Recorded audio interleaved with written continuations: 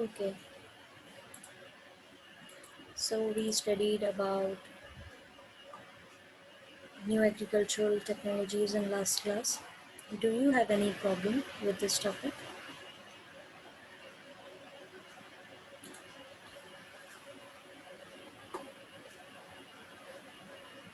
I suppose you don't have any. So we shall start now.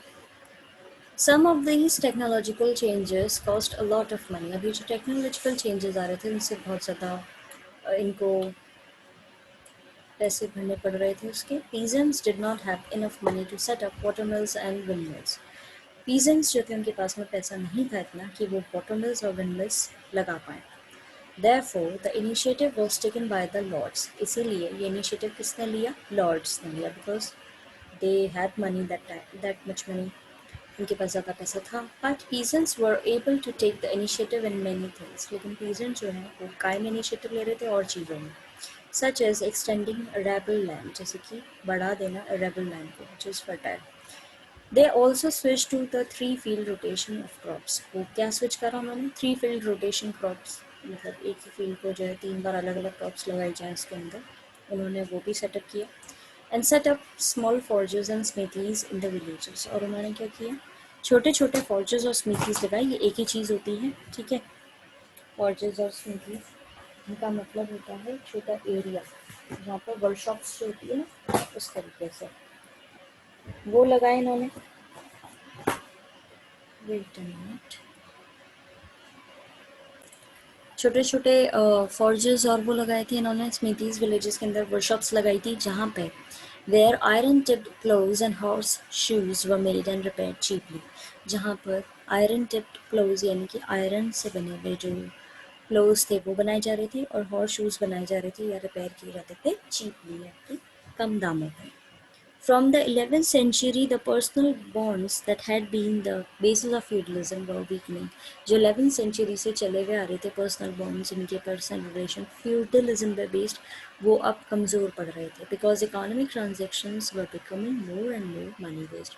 क्योंकि अब economic transactions जो हैं वो पाई पे based हो रहे थे ज़्यादा से ज़्यादा money पे. Lords found it convenient to ask for rent in cash, not services, and cultivators were selling their crops for money instead of exchanging them for other goods to traders. अब क्या हो रहा था? क्योंकि इनका मनी फ्लो अच्छा हो रहा था उस समय, तो जो लॉर्ड्स थे वो अब क्या बोल रहे थे कि ठीक है तुम किराया जो है, रेंट जो है वो कैश में दे दो और कोई ज़रूरी नहीं है तुम्हें सर्विसेज देने की. और जो कल्टीवेटर्स थे वो अपनी क्रॉप्स काय में बेच रहे थे? पैसे में बेच रहे थे. अब वो चीज़ें एक्सचेंज नहीं कर रहे थे ट्रेडर से कि आपके पास में अगर जैसे क्लोथ हैं तो आप क्लोथ ले लीजिए और आप ये क्रॉप हमें दे दीजिए. तो बार्टर सिस्टम जो है प्रॉपर तरीके से बंद हो गया था. who would then take such goods to be sold in the towns. और कौन इस तरह के goods जो है इस समय टाउन्स में बेचता. तो everything was in cash flow, cash से बेस्ड हो गई थी सारी चीज़ें. The increasing use of money began to influence prices, which became higher in times of poor harvest. अब मनी जो है वो उसका यूज़ बहुत बढ़ गया था और उससे प्राइसेस जो हैं वो भी अब इन्फ्लुएंस होने लगी थी यानी बढ़ने लगी थी, जो बाद में इतनी हायर हो गई कि became higher in times of poor harvest. जब बहुत कम फसल होती थी, हार्वेस्टिंग कम होती थी, तब वो प्राइसेस जो हैं वो बहुत ज़्यादा बढ़ जाती थी. In England for instance example के तौर पर देखा जाए, agriculture practice prices double between 1270s and 1320s. इस 1270 से 1320 के बीच में प्राइसेस जो हैं एग्रीकल्चर उसकी वो डबल हो गई थी.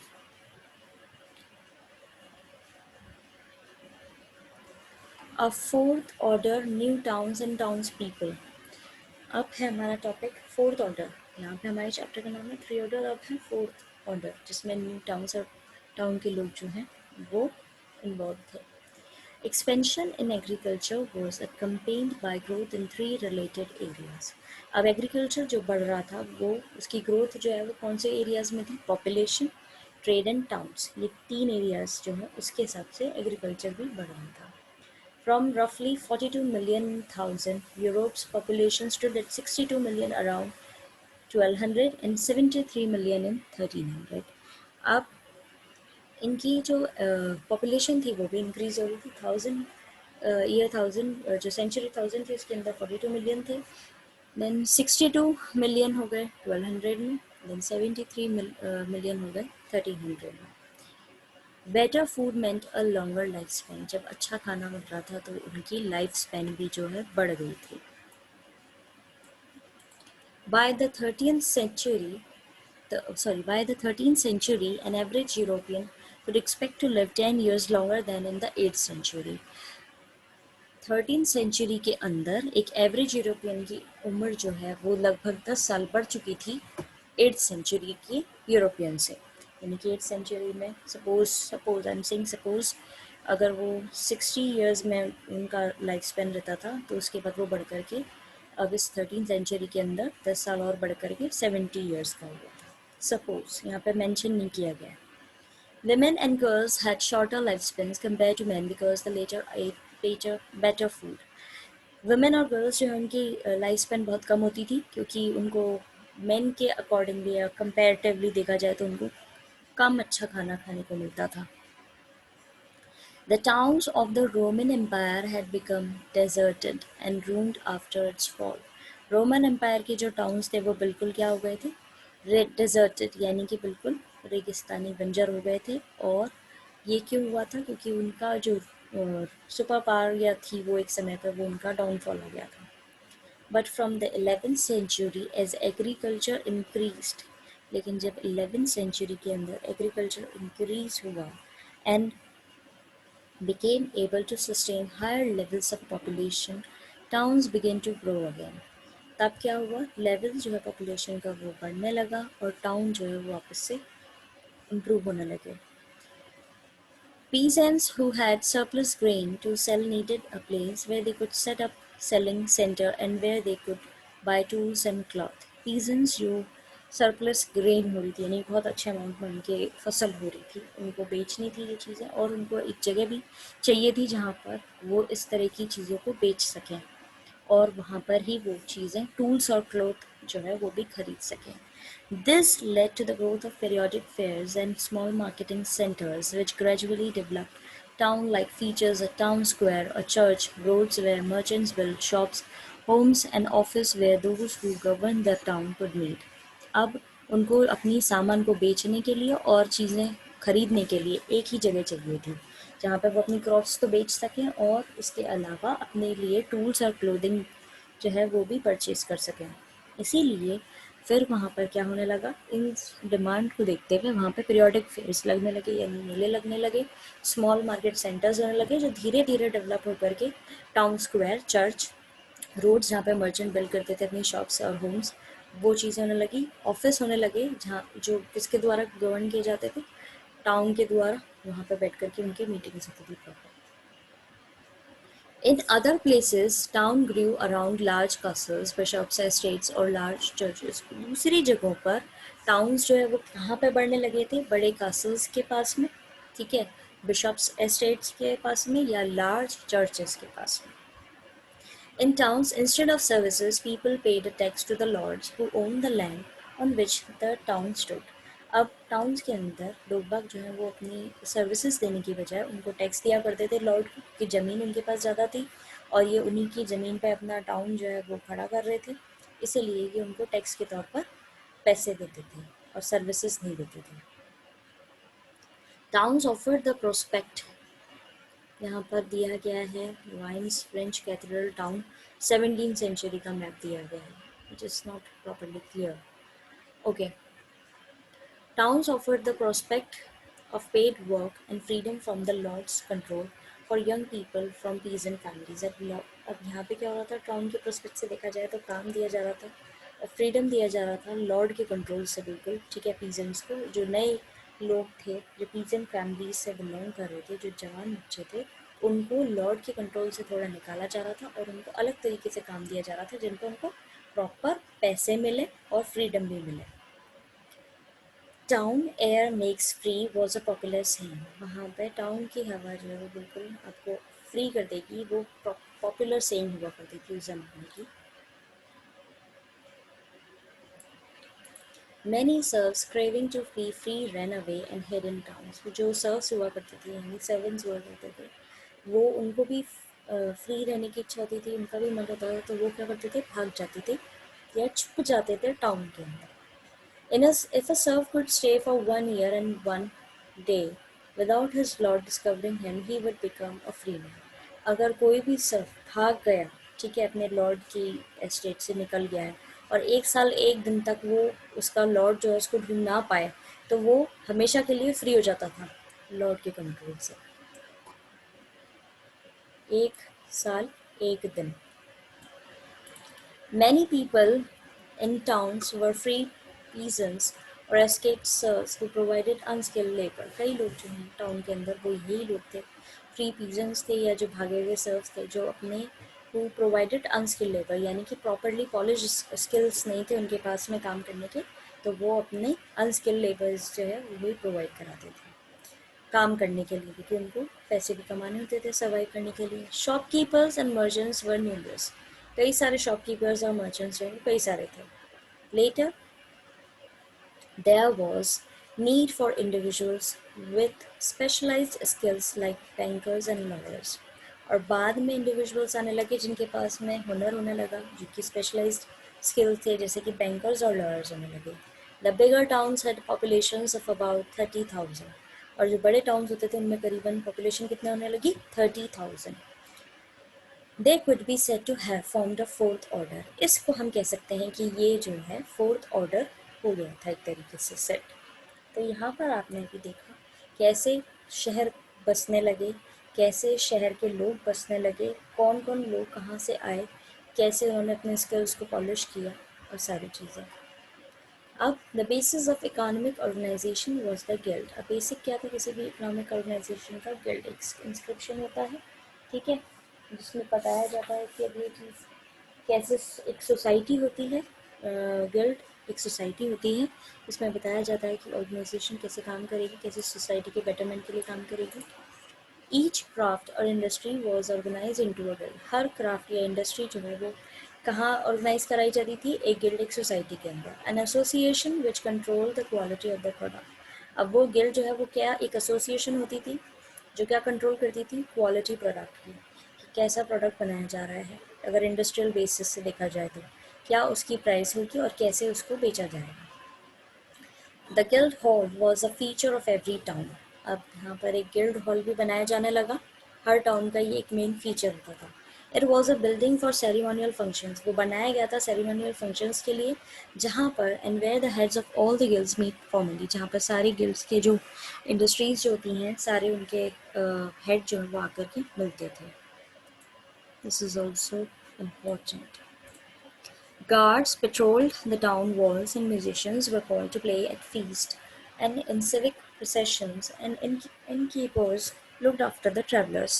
अब क्या होता था, जब ये इस तरह की फॉर्मल मीटिंग होती थी गिल्ड्स की, हेड जो थे गिल्ड्स के उनकी, तो वहाँ पर गार्ड्स जो है वो पेट्रोलिंग करते थे टाउन वॉल्स के चारों तरफ सेफ्टी के लिए. म्यूजिशियंस जो है बुलाए जाते थे जब अपना म्यूज़िक प्ले करें, जब वहाँ पे फीस्ट चले, ठीक है. सिविक प्रोसेशंस यानी कि सिविक प्रॉब्लम्स का उठाया जाता था, पूछा जाता था. और इन कीपर्स जो हैं लुक्ड आफ्टर द ट्रैवलर्स. और इन कीपर्स जो हैं वो देखते थे कि जो ट्रैवल कर रहे हैं उनके ऊपर ध्यान देते थे. By the 11th century new trade routes with West Asia were developing. अब 11th सेंचुरी के अंदर नए व्यापार करने के रास्ते जो हैं वेस्ट एशिया से वो डेवलप हुए. Scandinavian merchants were sailing south from the North Sea to exchange furs, hunting hawks for cloth. English traders came to sell tin. What do you mean by Scandinavian merchants? What do you know about Scandinavia? Anyone? क्या होता है Scandinavia या Scandinavian merchants कहाँ के होते हैं? आप अपनी कॉपी में लिख लीजिए. Scandinavia belongs to Denmark, Norway and Sweden. It 3 of them comes under Scandinavia. और यहाँ के जो यहाँ पे मेंशन किया गया है स्कैंडिनेवियन मर्चेंट्स, वो भी इन्हीं प्रॉपर कंट्रीज़ के लोग थे जो कहाँ से आते थे, साउथ से आए थे, North Sea, sorry, were sailing south, वो साउथ सी में आ रहे थे नॉर्थ सी से.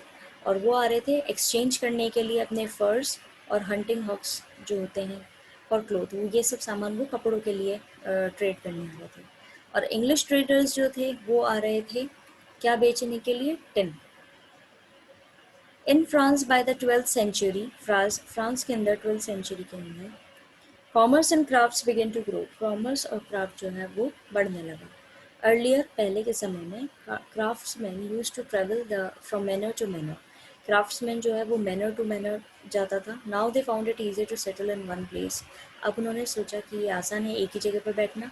Where goods could be produce, जहाँ पे गुड्स जो है बनाए जा सके, सामान बनाया जा सके, एंड ट्रेडेड फॉर फूड, और उनको बेचा जा सके खाने के लिए. As the number of towns grew and trade continued to expand, town merchants became rich and powerful. जैसे जैसे टाउन्स बढ़ने लगे वैसे ही ट्रेड जो है वो भी बढ़ने लगा, व्यापार भी बढ़ने लगा. टाउन मर्चेंट्स जो है वो रिच और पावरफुल होने लगे, और and the rival the power of the nobility, और उसी दौरान क्या बढ़ने लगी कि कौन नोबिलिटी की जो आएगा, मतलब नोबल कहलाएगा, उसके लिए भी लड़ाइयाँ जो है राइवलरी बढ़ने लगी थी. कि सब पैसे वाले हो रहे थे, रिच हो रहे थे, तो सबको ये था कि हम ज़्यादा पावरफुल कहलाएं, कि हम नोबल कहलाएं, हम उस कैटेगरी के अंदर आए. इसीलिए अभी तक कोई problem?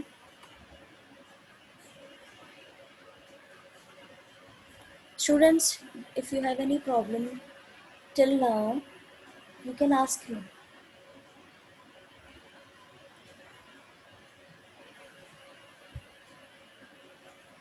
No, ma'am, no problem. Okay. Then we have cathedral towns. One of the ways that rich merchants spent their money was by making donation to churches. अब एक जो तरीका था रिच मर्चेंट्स का अपने पैसे को इन्वेस्ट करने का, वो था कि वो डोनेशन करते थे चर्चेस को. From the 12th century, large churches called cathedrals, बड़े जो चर्चेस होते थे 12th सेंचुरी के अंदर, उनको बोला जाता था cathedrals, were being built in France, वो बनने लगे फ्रांस के अंदर. बड़े चर्चेस जिनको बोलते हैं cathedral. These belong to monasteries, ये belong करते थे monasteries को, ठीक है. But different groups of people contributed to their construction with their own labor. लेकिन एक different group जो था लोगों का, उन्होंने इनको बनाने में अपना labor दिया है, यानी अपना contribution दिया है, material दिया है और पैसा भी दिया है, money भी दिया है. Cathedrals were built of stone, ये बनते थे किससे? Stone से. Took many years to complete, और उनको कई साल लगते थे बनने में. As they were being built, the area around the cathedrals became more populated, और जैसे ही ये बन जाते थे वैसे ही इनके आसपास का एरिया जो है वो बहुत ही ज़्यादा populated हो जाता था. When they were completed, they became centers of pilgrimage, और जब ये complete हो जाते थे तो ये कहाँ का सेंटर बन जाते थे? pilgrimage का. Thus, small towns developed around them, इसीलिए छोटे छोटे towns जो है वो इनके आसपास बनने लग गए थे.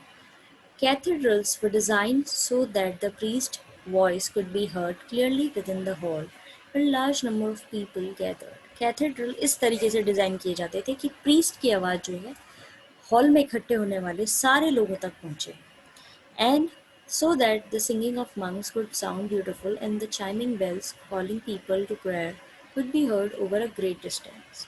जैसे कि प्रीस्ट की आवाज़ गूंजे, उसी तरीके से जो गाना गाते थे मंक्स, ठीक है, उनकी आवाज़ भी गूंजे, और जो बेल बजाई जाती थी, ठीक है, उसकी आवाज़ भी जो है लोगों को, अच्छा वो बेल बजाते थे किस लिए? लोगों को प्रेयर के लिए बुलाने के लिए, वो भी एक दूरी तक उनको अच्छी से सुनाई दे जाए. इस तरीके से कैथेड्रल की डिज़ाइनिंग, इंटीरियर डिज़ाइनिंग की जाती थी, पूरा आर्किटेक्चर डिज़ाइन था.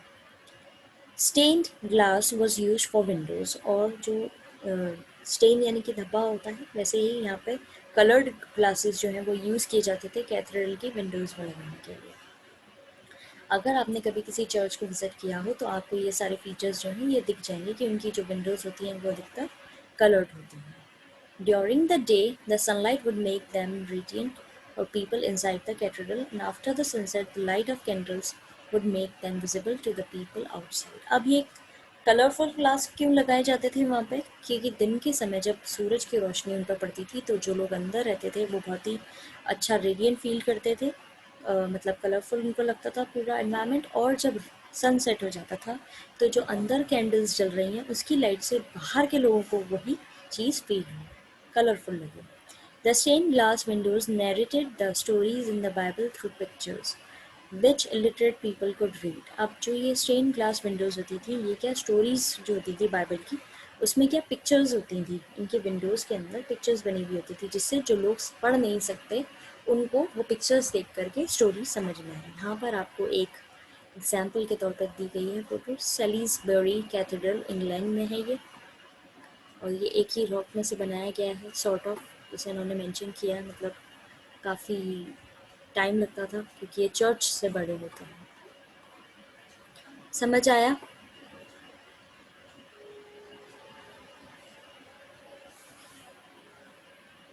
चर्च और कैथेड्रल के बीच में डिफरेंस समझ में आया students?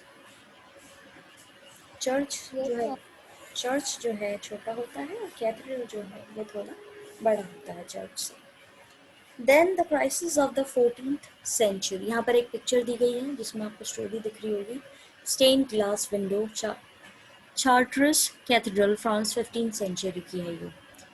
Because of the inadequacy which we often felt on the feast days, for the narrowness of the place forced the women to run towards the altar upon the heads of the men with much anguish and noisy confusion. We decided to enlarge, amplify the noble church. यहाँ पर बताया जा रहा है जो इनएडिकेसी थी, जो अक्सर इन लोगों को फील होती थी फीस डे पर, क्योंकि जगह जो थी वो बहुत ही छोटी थी वुमेन के लिए, ठीक है। तो वो अक्सर ऑल्टर के पास में जाकर के बैठा जाती थी towards the altar upon the heads of the men, जो हेड होते थे उनके पास में, और बहुत ही गुस्से में और नॉइज़ी कन्फ्यूजन में वो बोलती थी कि हमें इस जगह को बढ़ाना चाहिए, एम्पलीफाई करना चाहिए नोबल चर्च को। We also caused to be painted by the exquisite hands of many masters from different regions, a splendid variety of new windows. अब यहाँ पे बताया जा रहा है कि इनको और अच्छी विंडोज़ बनाने के लिए, यानी कि अच्छी वैरायटी ऑफ विंडोज़ जो चाहिए थी, डिफरेंट मास्टर्स और डिफरेंट रीजन से इनको लोगों को बुलाना था जो बहुत ही एक्सक्यूजिट काम कर सकें, यानी कि बहुत ही अच्छा काम कर सकें।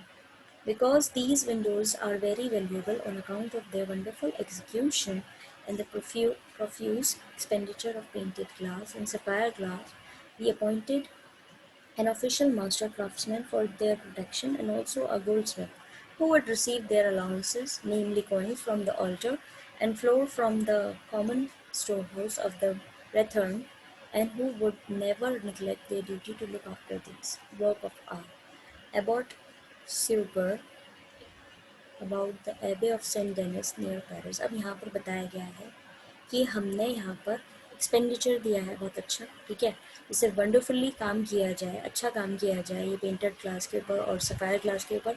हमने एक ऑफिशियल मास्टर को बैठाया था, क्राफ्ट्समैन को, जो प्रोटेक्ट करे, और एक गोल्ड स्मिथ को भी बैठाया गया था जो रिसीव करेगा क्या, अपने अलाउंस, और अलाउंस के नाम पर उनको मिलेंगे कॉइन्स या फिर उनको मिलेगा आटा कॉमन स्टोर हाउस से, जिनका मेन काम क्या है कि वो अपनी ड्यूटी को निगलेक्ट नहीं करेंगे और इन जो ये आर्ट बन रहा है उस पूरी तरह से ध्यान देंगे। यहाँ पर डिस्क्रिप्शन दिया गया है।